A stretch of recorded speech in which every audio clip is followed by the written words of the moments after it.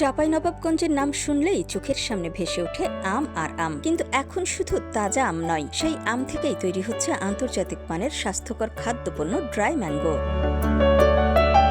একসময় মৌসুম শেষে বিপুল পরিমাণ আম অতিরিক্ত পেকে যাওয়ার কারণে বাজার হারাতো, অনেক আম নষ্ট হয়ে যেত বাগানেই। সেই অপচয়কে সম্পদে পরিণত করার স্বপ্ন থেকেই ড্রাই ম্যাঙ্গোর যাত্রা শুরু করেন শিবগঞ্জের তরুণ উদ্যোক্তা ইসমাইল খান শামীম। আমি গত বছর থেকে আমার এই প্রতিষ্ঠান ড্রাইড ম্যাঙ্গো উৎপাদন করছেন এবং বাংলাদেশে প্রথম অসমোটিক প্রযুক্তি ব্যবহার করে প্রিমিয়াম মানের ড্রাইড ম্যাঙ্গো উৎপাদন করছে আমার এই প্রতিষ্ঠান।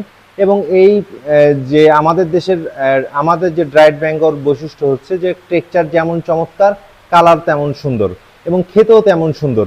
তো আসলে ড্রাইড ম্যাঙ্গোর বিষয়টা এমন হতে হয় যে তেমন টেক্সচার ভালো হতে হবে, খেতে ভালো হবে, দেখতে ভালো হতে হবে, সব কিছু গুণে যদি গুণান্বিত হয় তাহলে ড্রাইড ম্যাঙ্গোটা ভালো মানের হয়।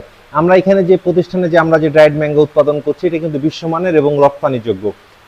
আমরা গত বছর থেকে আমরা ড্রাইড ম্যাঙ্গো উৎপাদন করছি এবং উৎপাদন করে দেশের মার্কেটে বাজারজাতকরণ করছি এবং আমাদের লক্ষ্য উদ্দেশ্য হচ্ছে আমাদের দেশের বাজারের চাহিদার পাশাপাশি এগুলো বিদেশে রপ্তানি করা এবং এই লক্ষ্য নিয়ে কাজ করছি। এখন বর্তমানে আমরা অল্প পরিমাণে প্রোডাকশন হচ্ছে, আমাদের যেহেতু পরিকল্পনা ব্যাংক থেকে ফাইন্যান্স নেওয়ার চেষ্টায় আছি। আমরা যদি ব্যাংকিং সাপোর্ট পাই বা সরকারি সাপোর্ট পাই তাহলে আমাদের এই প্রতিষ্ঠান প্রতিদিন 300 কেজি উৎপাদন ক্ষমতায় যেতে পারবে।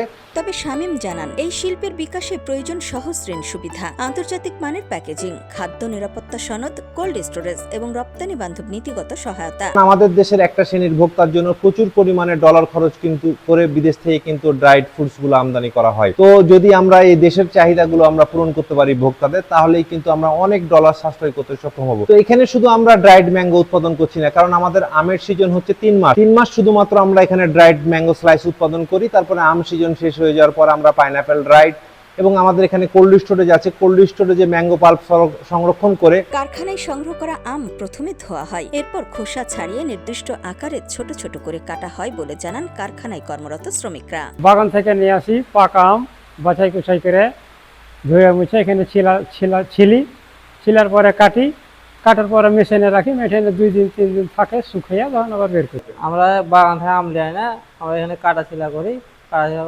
আমি থাকি। তার এই উদ্যোগ যেমন কৃষি পণ্যের অপচয় কমাচ্ছে, তেমনি তৈরি করছে কর্মসংস্থান এবং উন্মোচন করছে রপ্তানির নতুন সম্ভাবনা বলে জানান এই দর্শনার্থী। আম থেকে ড্রাই করার জন্য প্রসেস করছে, সেটা দেখতে আসলাম, দেখলাম, জিনিসটা খুব ভালো লাগছে। ওনার মধ্যে অনেক সম্ভাবনা আছে। উনি এদেশের সব কৃষক নিয়ে চিন্তা করতেছে এবং এটাকে যদি এক্সপোর্ট করা যায়, যদি বাজারজাত করা যায়, তাহলে এখান থেকে বৈদেশিক মুদ্রা আসবে এবং আমাদের দেশীয় অর্থনীতি সচল থাকবে। চাঁপাইনবাবগঞ্জে বেশ কিছু তরুণ উদ্যোক্তা তৈরি হয়েছে। কৃষি সম্প্রসারণ অধিদপ্তর থেকে উদ্যোক্তাদের সহযোগিতা করা হচ্ছে বলে জানায় কৃষি সম্প্রসারণের এই কর্মকর্তা।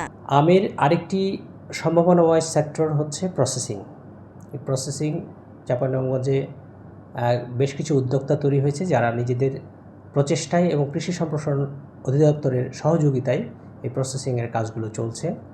আমরা কৃষি সম্প্রসারণ অধিদপ্তরের পক্ষ থেকে যারা উদ্যোক্তা তৈরি হয়েছে আম প্রসেসিংয়ের উপরে তাদেরকে সহযোগিতা করে যাচ্ছি এবং তারা তাদের মেধাশ্রম খাটিয়ে এটাকে একটি শিল্পে পরিণত করেছে। কৃষকের ঘাম একজন তরুণ উদ্যোক্তার সাহসী স্বপ্ন, আর আধুনিক প্রযুক্তির মেলবন্ধনে চাঁপাইনবাবগঞ্জের আম এখন শুধু দেশের গণ্ডিতে নয়, বিশ্ব বাজারেও জায়গা করে নেওয়ার প্রস্তুতি নিচ্ছে। অপচয়কে সম্পদে আর স্বপ্নকে সাফল্যের রূপ দেওয়ার শামীমের এই গল্পই হতে পারে বাংলাদেশের কৃষিভিত্তিক শিল্পের আগামী দিনের নতুন অনুপ্রেরণা।